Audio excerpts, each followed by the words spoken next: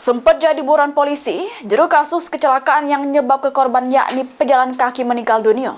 Si oknum ASN diaman ke polisi.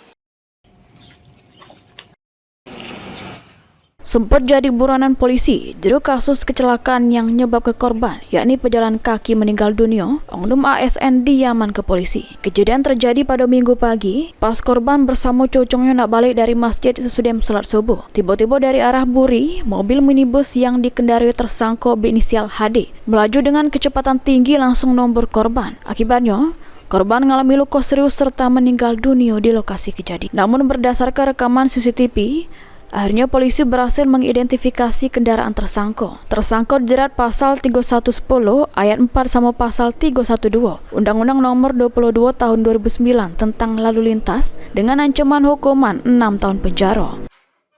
Kejadiannya tabrak lari ini pada hari Minggu tanggal 26 Januari 2025 sekira pukul 5.40 pagi subuh di Jalan Raya Simpang, Muara II, tepatnya di Desa Karangrejo, Kecamatan Simpang, Kabupaten Lombok Selatan.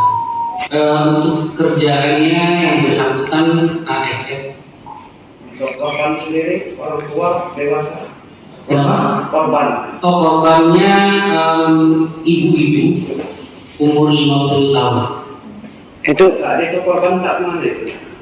Korban sedang berolahraga pagi lah habis dari sholat subuh dari masjid, sehingga yang bersangkutan olahraga di seputaran rumahnya.